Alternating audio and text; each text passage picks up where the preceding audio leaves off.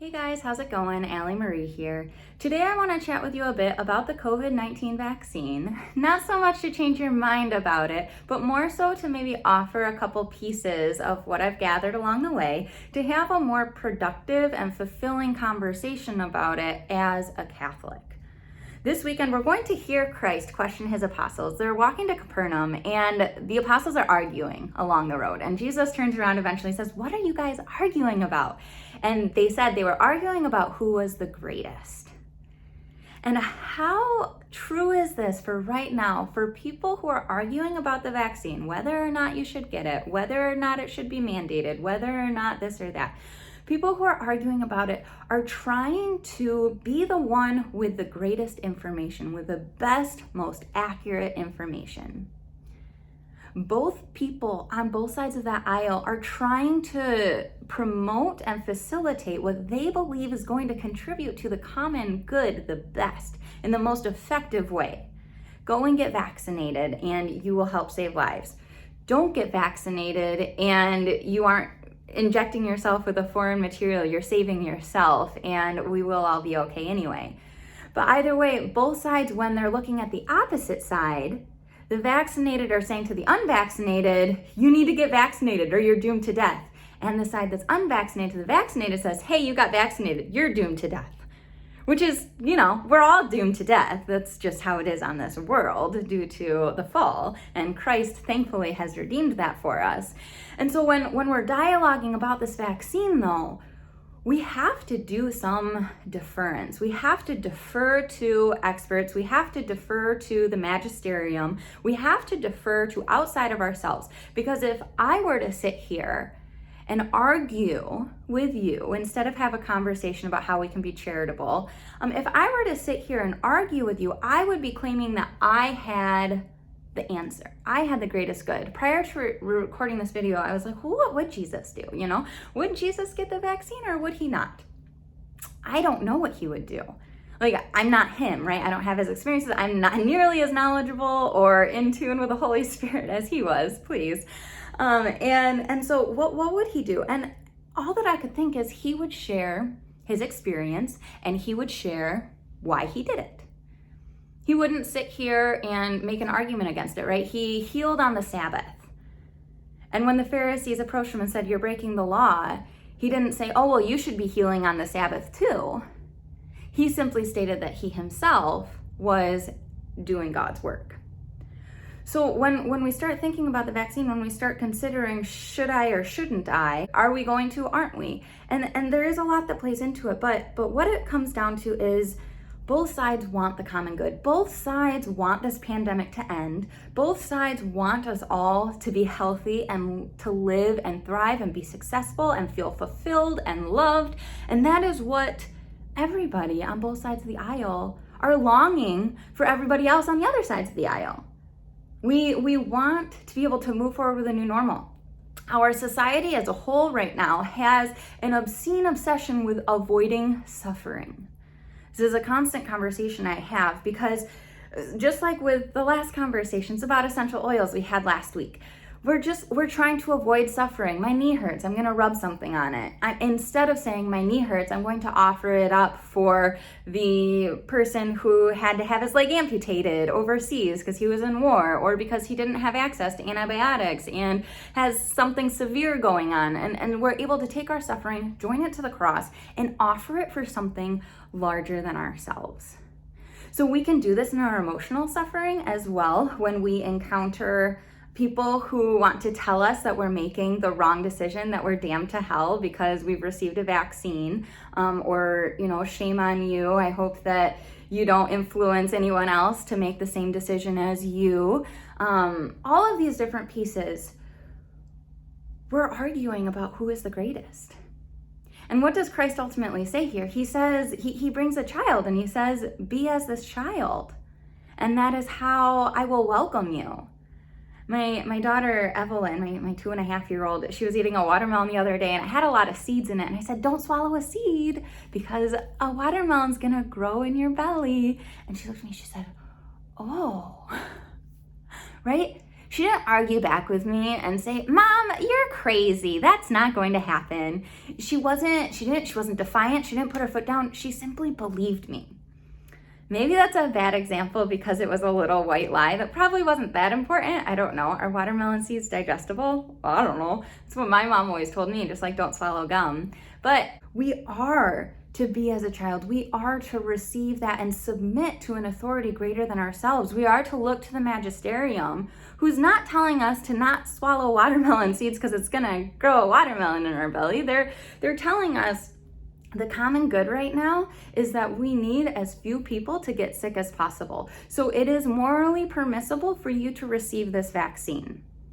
On the other side of the aisle, if you don't feel comfortable receiving this vaccine because it has not gone through its clinical trials, because it is an experimental treatment, it doesn't have a regular inactive virus, any of these reasons, it utilizes that aborted fetal line that you aren't comfortable with, any of those things. If that's why, you can morally, permissibly deny the vaccine and take other precautions as necessary. We're called to promote the common good. We're called to love our neighbor. We're called to be in community with each other. And that's one of the biggest things. The devil comes to steal, kill, and destroy. His best friend, I say this a lot, you'll hear me probably say it again, but the devil's best friend is confusion. Plain and simple. Confusion causes chaos, it causes division. God is not the author of confusion. We see that in it's scriptural and wisdom.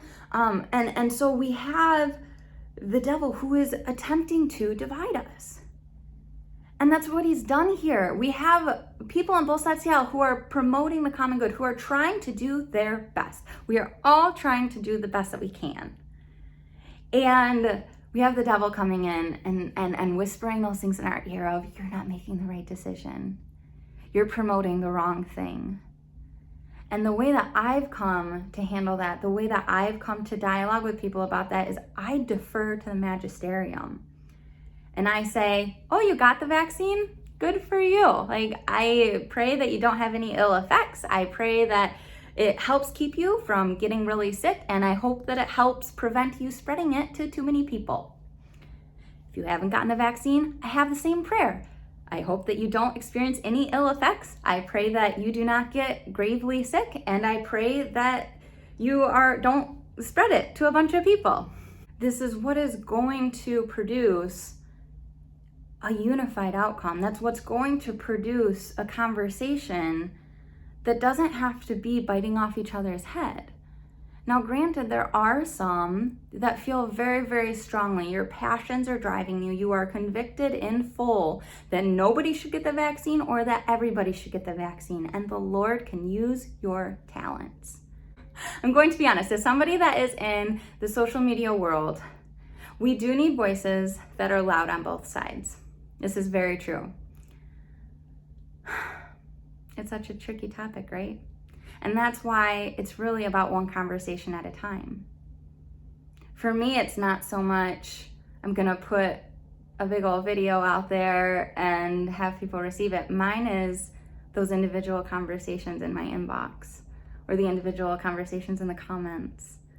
My conversations tend to be that more one-on-one dialogue, and that is what we're called to. That's what Christ did. He didn't have a camera and the internet. He sat down and talked with people. He stayed in their homes. And that was his ministry.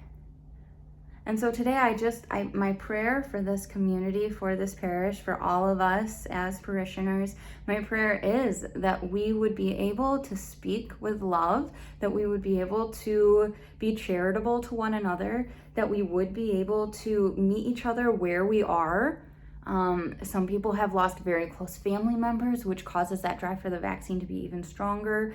I myself very, very recently received my first dose of the vaccine. I will admit that and say that I did my best to maintain unbiased because I have been very middle of the road this whole time. But with my health concerns that I've had with my brain tumor, with not knowing if it spread, my husband and I spent the last 6 months not knowing whether or not I was going to have to be in the hospital for a week starting the next day. We didn't know if I was going to have a severe complication from a major surgery or a deadly complication. There were all kinds of things that we were constantly worrying about every single day for the last 6 months. And I just had new scans done and everything's stable. I can put off brain surgery for a few years. And this huge weight has been lifted off of us. And so now seeing some of these statistics about the percentage of people who are hospitalized that are vaccinated, that it's such a low percentage.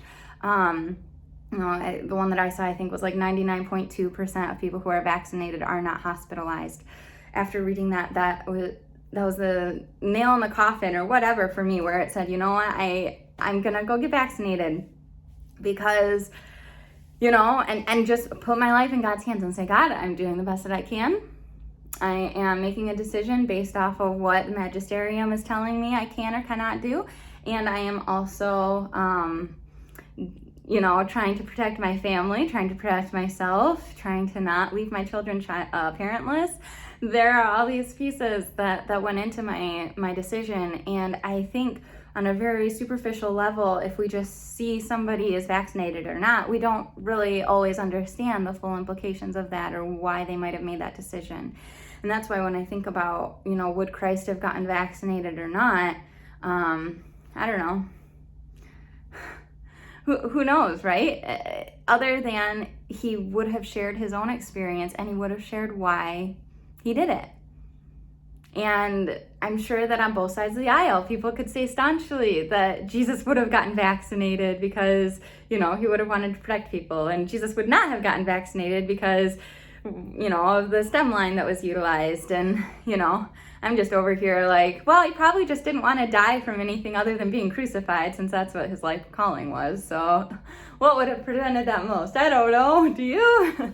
So it's just, it's an interesting conversation to be had, as long as people can keep their cool and not get too riled up or start calling people names or shaming people for their decisions. All of these pieces just, it's really unnecessary to do, because everyone is just trying to do their best.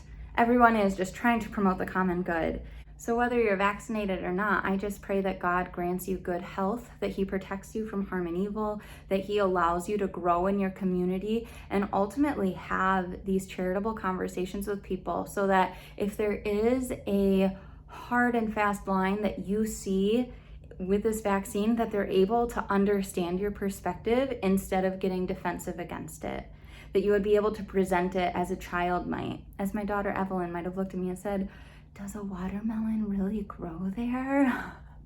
Softly, humbly, questioning the truth, not stamping her foot saying, you're wrong, Mom, that doesn't happen. If you see me on Sunday, please be kind to me. I'm not trying to be right or wrong, but I just hope that this was a helpful conversation for you, and I look forward to chatting with you in the comments. And talk to you soon.